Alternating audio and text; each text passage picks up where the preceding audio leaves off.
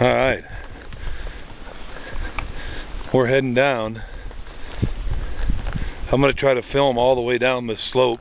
This is one of the prettiest horseback rides I think I've ever been on. It's about, I don't know, half mile I suppose, maybe, yeah, probably about a half mile. We're going to go by, right by the place where I shot my first elk early one morning. I was up here. Hopefully the trail's really steep, so hopefully I won't have any stock wrecks or anything. I'll be able to keep going. Where's that rope? Oh yeah, you got the rope. Oh yeah, you got the rope underneath my saddlebag. Of course you do. That didn't take you long, did it? Now you keep up, because I'm trying to run this camera and I don't have I only got two hands. I got one for my reins and I gotta hang on. It's not, the trail's not too bad right here, but as we get a little further, it gets really steep. There's Porcupine Cone up there in the clouds. God, this is pretty country up here, though. Come on, little fella. No trail nipping now. Come on, Lucky. Ah.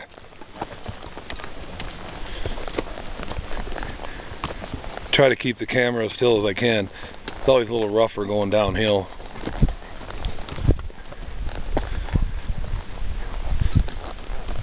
Sheep Mountain over there.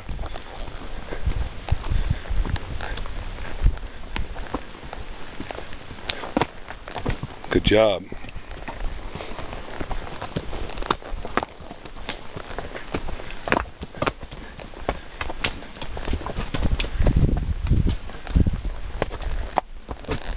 God, this is some pretty stuff up here, though. It's Kaufman Ridge down over there, and then our camp lies just over on the other side of it. Really pretty place to spend a week every year. This is I believe my 20th season in here during the black powder elk season. Already got my elk, and Randy I just dropped off on the top of Haystack on the north side, and he's gonna drop down to Peter Creek. So I'm going to ride all the way around him down that valley to pick him up. Yeah, better pay attention here. Trail's not too bad right in here. Actually pretty good. This is the little ravine that I shot my first elk. Oop, just got a bonk there. I shot my first bull elk. Nice 6 points. My first elk, period. 20 years ago, and I was sitting by this tree over here on the other side of the ravine early in the morning watching elk all over, and I heard something behind me, and I looked up over here, and there was another herd coming down, and that was that nice bull in there, so I let him have it, and it was pretty neat. My friend Jack from Indiana, he always says that riding down this, he can envision a whole party of Ute Indians coming down here on this trail, because it's just gorgeous. I hope the film grasps it just as pretty as it really is.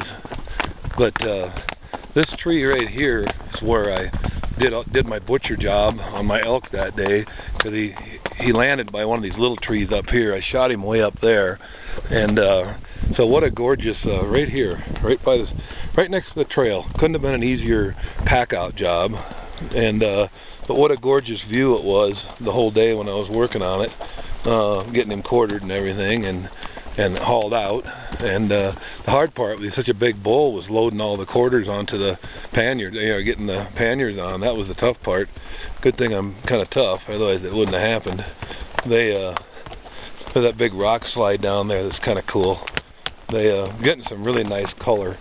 Yeah, right here, this is a pine tree. I was sitting right next to it, or like right there, and I heard something, and I looked up there, and I saw a herd of elk, and the bull was about 100 yards away, and I let him have it, and he slid down the slope there. I'll remember that forever. And then Sheep Mountain across the way. That's a stunning scene too. Yeah, a lot of aspens starting to show up Mount Gunnison over there, and yeah. This is pretty. By God. Picking our way down through the aspen now. You know, I don't know how many times I've ridden this trail since I've been coming up here. I don't know, probably at least 100, I suppose, maybe more. But I've never had a chance to get it on video, so I'm going to video the whole thing, and then I can like YouTube it, and I can share it with my friends and whoever else might be interested in it, and I can keep it in my video file for in the winter time when I'm stuck in Iowa. I can think of this, how neat this is. Don't matter if you get an elk or not, you know, when you come up in a hunt like this, the stunning country is good enough. Makes it all worth it. Ain't that right? Yeah, Lucky said, yeah. Okay, now she's starting to get steeper now, and it will continue to get worse. So I gotta get leaning back in my saddle here, so we don't go over the top. Go this way, Lucky. Take this one. Yeah, good boy. Looks like elk have made another trail off here. Come on down here, Yo-Yo. Come on, Yo-Yo. Come on, Yo-Yo. I knew you were going to try to mess me up. Yeah. I've shot elk in here too. And my brother Mark and Paul were with me. We the last day of the hunt, I got a bull in here. Well, I first shot him a little lower, but I ended up kind of with a running gun battle uphill, and I ended up down in this little stand of aspens where we loaded him up, quartered him and stuff. Yeah, I've got stories to tell kind of all along here. It's pretty neat. Tied horses to these trees, I don't know how many times, to heard elk bugling and took off after them. There's been nobody up here this year. I mean, not one soul. We have not seen one person. We've been up here we got here Thursday, and this is Tuesday. So in like 5 days, 5 days, we have not seen a soul. And that's a little unusual, because usually there'll be at least a few other hunters somewhere in the area, but just not this year for some reason. But there's not a tremendous amount of elk up here this year either, but you know, all we need is 2. We already got 1. Randy had hit one, and we weren't able to locate it. And that's unfortunate when that happens in hunting, but it does occur, and we did everything we could to try to recover the animal, but sometimes that just happens, regardless of the species. But in this high country, you know, without snow to track or anything, if an elk can get any distance between you, finding them is kind of like a needle in a haystack, so you probably won't. Yeah, the porcupine over there, that's really steamed up today, isn't it? Yeah. My God, clouds are... I don't know, this video, without the sun, maybe it'll be even better. I don't know. We'll see. But, boy, she's really... This is that rocky part, yeah. We got to pick our way through here, by God, don't we, Lucky? Good thing you got them good shoes on. Yep. Come on, little fella. You can do it. Well, time to take a dump. Uh-oh, sorry. Sorry there, fella. Sorry. Alright. Down we go. You gotta go, don't you, Lucky? Yeah, right over. Come on, Ding-a-ling. Come on, Ding-a-ling. Stay on the trail. I only got 2 hands, remember? It just keeps getting steeper and steeper as we go down, and I really got to keep my stirrups forward and lean back, or otherwise we'll end up saddle and everything going right off the front of the horse, and we don't need that. No.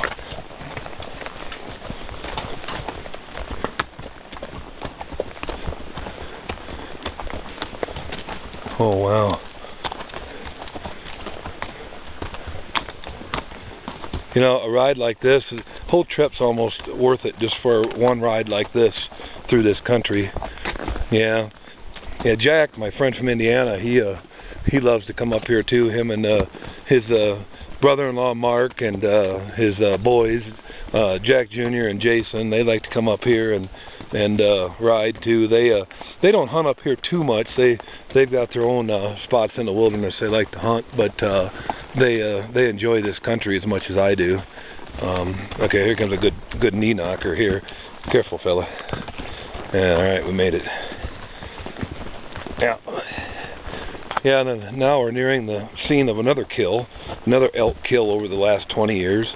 It was a smaller bull. I actually shot him a little further down one morning, and then we ran him. I shot him one or two more times, and I ended up getting him right here on this next little coulee or ravine coming through here. But yeah, this is like I say, and we're not even in the steepest part yet. The steepest part is still ahead, and this is pretty steep right here. The trail's pretty good right here too, and it gets much worse as we get down. There's one spot in particular, if it's really